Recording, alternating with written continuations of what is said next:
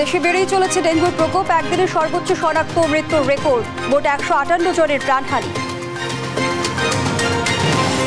শিগগিরই cyber security আইন সংস্কার করা হবে জানালেন আইন উপদেষ্টা। তথ্য অধিকার নিয়ে সচেতনতা বাড়ানোর তাগিদ।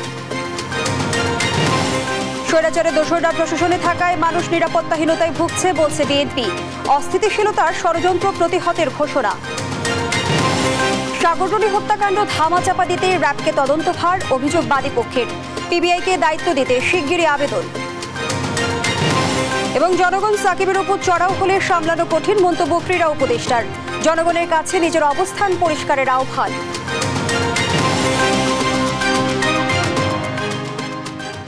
আমন্ত্রণ সংবাদ রাতে, দেখছিলেন শিরোনাম, সাথে আছি আমি ফারনাজ জুই।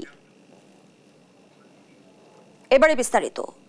চলতি বছরে একদিনের সর্বোচ্চ ডেঙ্গু রোগী শনাক্ত ও মৃত্যুর ঘটনা ঘটেছে। একদিনে মারা গেছে 8 জন আর শনাক্ত হয়েছে 1221 জন। স্বাস্থ্য অধিদপ্তর থেকে পাঠানো এক বিজ্ঞপ্তিতে এ তথ্য জানানো হয়েছে। এতে বলা হয়েছে, রোববার সকাল 8টা পর্যন্ত আগের 24 ঘন্টার সবচেয়ে বেশি শনাক্ত হয়েছে ঢাকা উত্তর সিটি এলাকায় 206 জন, দক্ষিণ সিটিতে 228 এবং চট্টগ্রাম বিভাগে 183 জন। এদিকে একদিনে সারা দেশে 1090 জন ডেঙ্গু রোগী হাসপাতাল থেকে ছাড়পত্র পেয়েছেন। সব মিলিয়ে চলতি বছর ডেঙ্গুতে মারা গেছে 158 জন আর হাসপাতালে চিকিৎসা নিয়েছে 29,786 জন। শিগগিরই সাইবার সিকিউরিটি আইন সংস্কার করা হবে বলে জানিয়েছেন আইন উপদেষ্টা ডক্টর আসিফ নজরুল। জানান, যেসব আইন পরিবর্তনের ব্যাপারে ইতিমধ্যে ঐক্যমত্য তৈরি হয়েছে সেগুলো দ্রুত সংস্কার করা হবে। রোববার দুপুরে তথ্য অধিকার ফোরাম ও মানুষের জন্য ফাউন্ডেশন আয়োজিত মতবিনিময় সভায় এসব কথা বলেন তিনি। আইন উপদেষ্টা জানান, বিগত সরকার তথ্য অধিকার আইন করার পাশাপাশি অধিকার বিনাশও করেছিল। অরাজকতার জঘন্য উদাহরণ সৃষ্টি করা হয়েছিল, তা যেন আর ফিরে না আসে সেই ব্যবস্থা করা হবে। এ সময় তথ্য অধিকার নিয়ে সচেতনতা বৃদ্ধির তাগিদও দেন তিনি। সরকারের পক্ষ থেকে আমরা তথ্য অধিকার বিলাসী যে সমস্ত আইন ছিল, যে সমস্ত আইন করার পরিকল্পনা ছিল, সেগুলি বাতিল করার চেষ্টা করব। ক্ষেত্র বিশেষে সংশোধন করতে হবে। যেমন ধরেন সাইবার সিকিউরিটি অ্যাক্টটা অনেকের জনপ্রিয় দাবি হচ্ছে এটাকে বাতিল করে দেওয়া। এখানে 2 ধরনের অপরাধ আছে, একটা হচ্ছে কম্পিউটার অফেন্স, একটা হচ্ছে স্পিচ অফেন্স। স্পিচ অফেন্স আমি বাদ দিব, কম্পিউটার অফেন্স হ্যাকিং করা বা ধরেন একটা মেয়ের সাথে ঘনিষ্ঠতার ছবি কম্পিউটারে দিয়ে ব্ল্যাকমেইল করার চেষ্টা করা, সেটাকে যদি আমি ক্রিমিনালাইজ করার থেকে বাতিল করি তাহলে দেশে অরাজকতা হয়ে যাবে। অর্থ বাণিজ্য উপদেষ্টা সালেউদ্দিন আহমেদ জানিয়েছেন, দেশের ব্যাংকিং খাত পুনর্গঠনে আর্থিক এবং কারিগরি সহায়তা করবে বিশ্বব্যাংক এবং ইন্টারন্যাশনাল ফাইন্যান্স কর্পোরেশন। একই সাথে জ্বালানি খাত, এনবিআর সংস্কার এবং আর্থ সামাজিক উন্নয়নে সহযোগিতা করবে প্রতিষ্ঠানটি। রোববার সচিবালয়ে আইএফসি প্রতিনিধি দলের সাথে বৈঠক শেষে এসব কথা বলেন তিনি। অক্টোবরে ওয়াশিংটনে বিশ্বব্যাংকের বার্ষিক সাধারণ সভায় অংশ নেবেন জানি উপদেষ্টা বলেন, আইএফসি কত টাকা সহায়তা করবে সে বিষয়ে সেখানে বিস্তারিত আলোচনা হবে। এজন্য বাংলাদেশকেও কিছু কাজ করতে হবে আর কয়েকটি উন্নয়ন সহযোগী সংস্থা সহায়তা দিতে চায় বলেও জানান তিনি।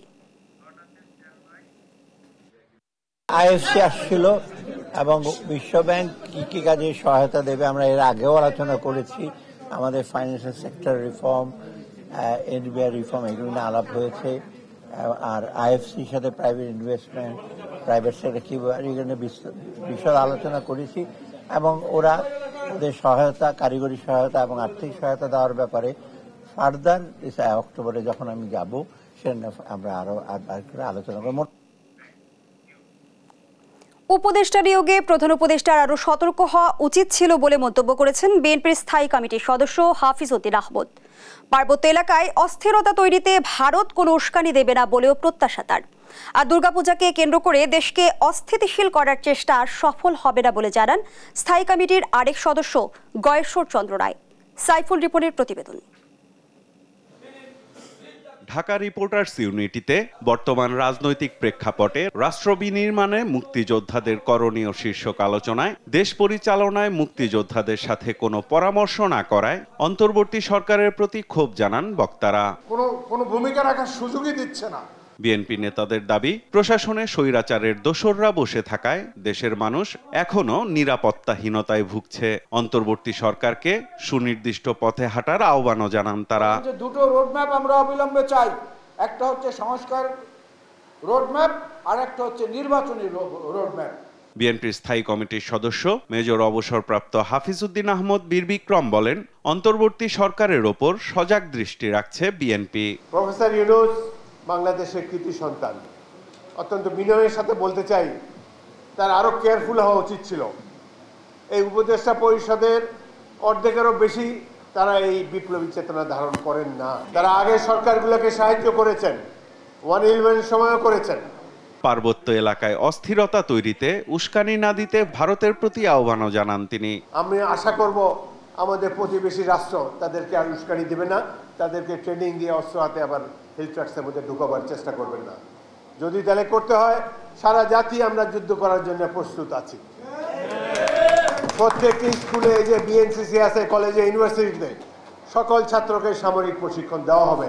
রাজশাহীর ভুবনমোহন পার্কে ছাত্র জনতার অভ্যুত্থানে নিহতদের পরিবারের সাথে সাক্ষাৎ ও সমাবেশ করে আমরা বিএনপি পরিবার।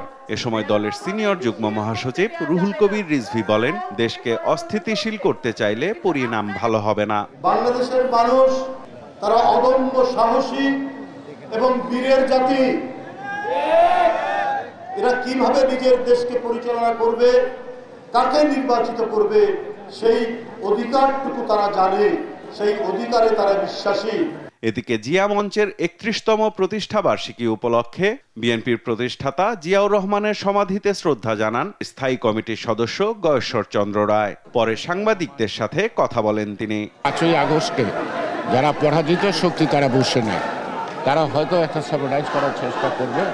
সকল অঞ্চলে সকল পূজাকে আমরা দেখভাল করব, আমরা জনগণকে নিয়ে নিরাপত্তা দিব এবং সেখানে আমাদের নেতৃত্ব যদি ব্যর্থতা হয় তাদের বিরুদ্ধে যথাযথ ব্যবস্থা গ্রহণ করবে। গণ অভ্যুত্থান পরবর্তী সময়ে সবাইকে ঐক্যবদ্ধ থেকে নির্বাচনের মধ্য দিয়ে গণতন্ত্র ফিরিয়ে আনতে হবে বলেও জানান তিনি। একটা নির্বাচনের প্রক্রিয়ার মধ্য দিয়েই।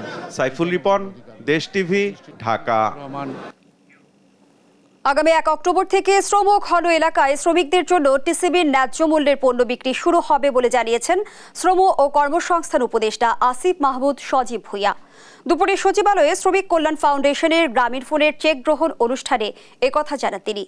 শ্রমিকদের 18 দফা দাবি মেনে নেওয়া হয়েছে জানিয়ে উপদেষ্টা বলেন, এসব দাবি বাস্তবায়নে জোর দেওয়া হচ্ছে।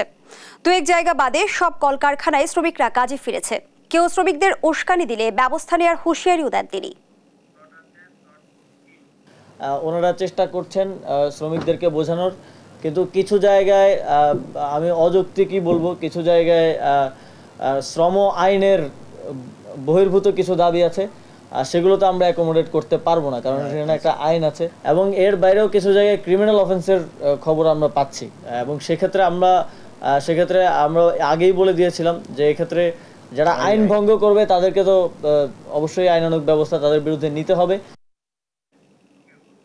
ভারত থেকে আসা ঢল আর কয়েকদিনের টানা বৃষ্টিতে বিপদসীমার উপর দিয়ে বইছে তিস্তার পানি। বাড়ছে ধরলা, দুধকুমার ও ব্রহ্মপুত্র নদের পানিও। এতে প্লাবিত হয়েছে রংপুর, নীলফামারী, লালমনিরহাট ও কুড়িগ্রামের নিম্নাঞ্চল। রাস্তাঘাট ডুবে বিচ্ছিন্ন হয়ে পড়ছে যোগাযোগ। ব্যাপক ক্ষতির মুখে রোপা আমন ও মৌসুমি ফসল। সহকর্মীদের তথ্য ছবিতে আপনপুর রিপোর্ট। উজানের ঢল আর টানা বৃষ্টিতে বিপদসীমার উপর দিয়ে বইছে তিস্তার পানি। বাড়ছে ধরলা, দুধকুমার ও ব্রহ্মপুত্র নদের পানিও। রোববার সকাল 9টায় কাউনিয়া পয়েন্টে বিপদসীমার 33 সেন্টিমিটার উপর দিয়ে প্রবাহিত হয় তিস্তা নদী। প্লাবিত হয়েছে রংপুর, নীলফামারী, লালমনিরহাট ও কুড়িগ্রামের নিম্নাঞ্চল। অনেক বসতবাড়িতে উঠেছে পানি। রাস্তাঘাট ডুবে বিচ্ছিন্ন হয়ে পড়েছে যোগাযোগ। গতকাল থেকে পানি আসার পরে আমাদের নৌকা নাই, ভেলা নেই, আমাদের চলাফেরা করা খুব সমস্যা হচ্ছে।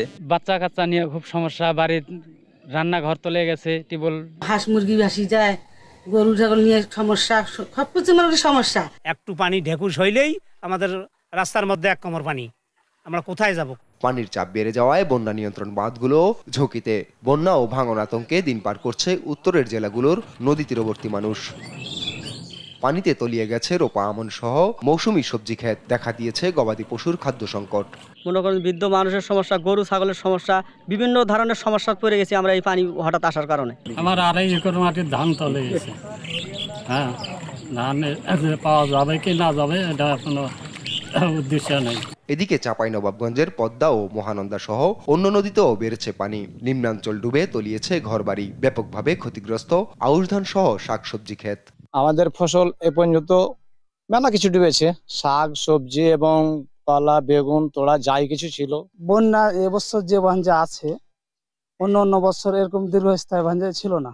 ক্ষতির কোনো শেষই নাই, এমন ক্ষতিকার আমরা এখানে। কয়েকদিনের মধ্যে পানি না নামলে আরো দুর্ভোগ ও ফসলহানির শঙ্কা করছেন স্থানীয়রা। আপন অপু, নিউজ ডেস্ক, দেশ টিভি। সাংবাদিক দম্পতি সাগর রনি হত্যাকাণ্ডে এসেছে নতুন মোড়।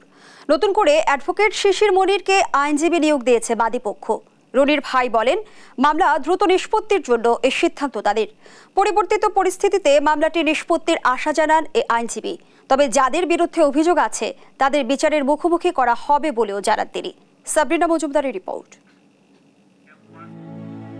সাংবাদিক সাগর রনি হত্যার পেরিয়েছে 1 যুগ। মামলার ফাইল পুলিশ সিআইডির হাত ঘুরে শেষ পর্যন্ত যায় র্যাবের কাছে। শেখ হাসিনা সরকারের সময় আলোচিত এই হত্যাকাণ্ডের জট খুলতে পারেনি কোনো সংস্থাই।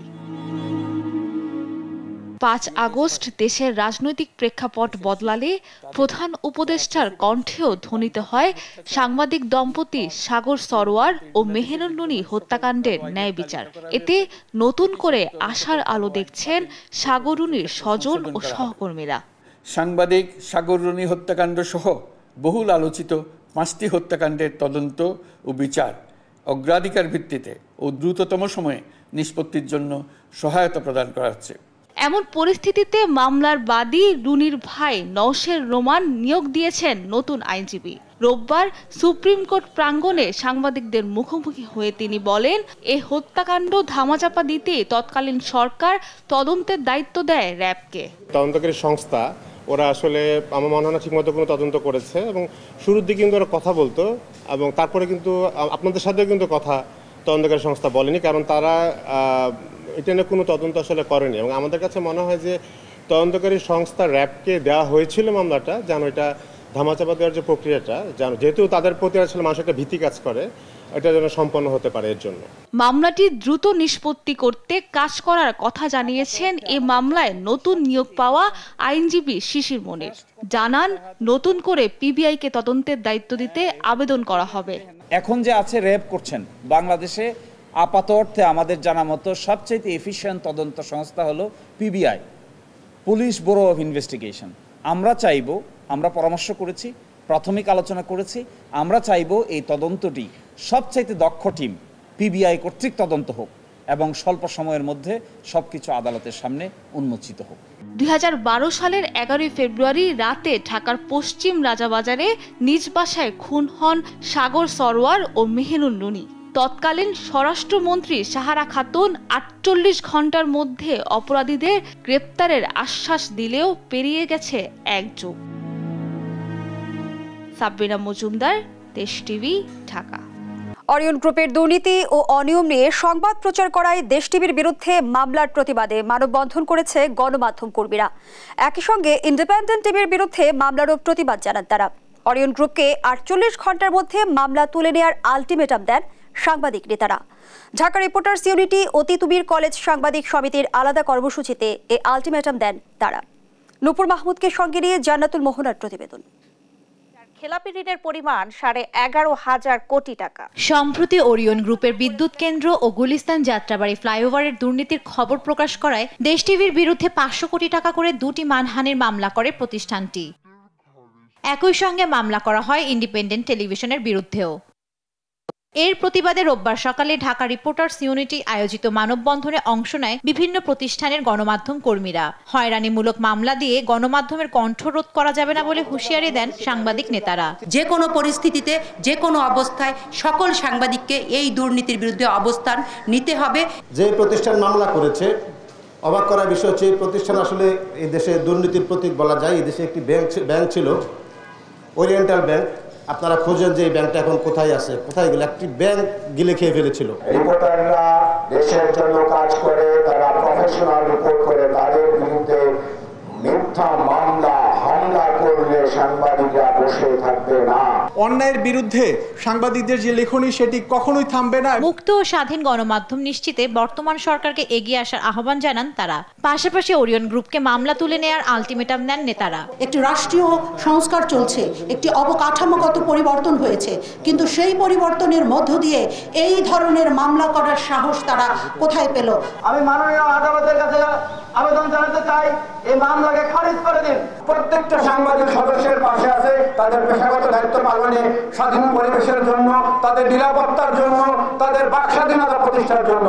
এর জন্য আমরা মাঠে আছি, থাকবো। এদিকে সরকারি তিতুমির কলেজের সামনে মানববন্ধন করে তিতুমির কলেজ সাংবাদিক সমিতি, গণমাধ্যম কর্মী ও সাধারণ শিক্ষার্থীরা। কোনো নিউজ বা কোনো কিছুর ব্যাপারে যদি কোনো আপত্তি থাকে, আপনি অবশ্যই আইনের আশ্রয় নিতে পারবেন। এই কারণে প্রথমত আপনাকে প্রেস কাউন্সিলে যেতে হবে। অবিলম্বে অতি সত্বর এই মামলা উঠিয়ে নেবেন, নইলে আমরা অদূর ভবিষ্যতে খুবই অল্প সময়ে আমরা এর বিরুদ্ধে তীব্র আন্দোলন গড়ে তুলব। এই সাংবাদিকতা বাধা দেওয়া মানে রাষ্ট্রের চতুর্থ স্তম্ভকে বাধা দেওয়া, মানে দেশের গণতন্ত্রকে বাধা দেওয়া হচ্ছে। সংবাদ প্রকাশের ক্ষেত্রে আমাদের কণ্ঠস্বর সবসময় সুউচ্চে ছিল এবং থাকবে। অতীতের মতো আমাদের কণ্ঠরোধ করা এত সহজ বিষয় হবে না। এই মিথ্যা মামলা প্রত্যাহার করা না হয়, সাংবাদিক সমাজ আরো বৃহত্তর কর্মসূচি দিতে বাধ্য হবে। স্বাধীন সাংবাদিকতার পথে মামলা হামলা বাধা হলেও এর বিরুদ্ধে গণমাধ্যম কর্মীদের ঐক্য জরুরি বলেও জানান বক্তারা। জান্নাতুল মোহনা, দেশ টিভি, ঢাকা।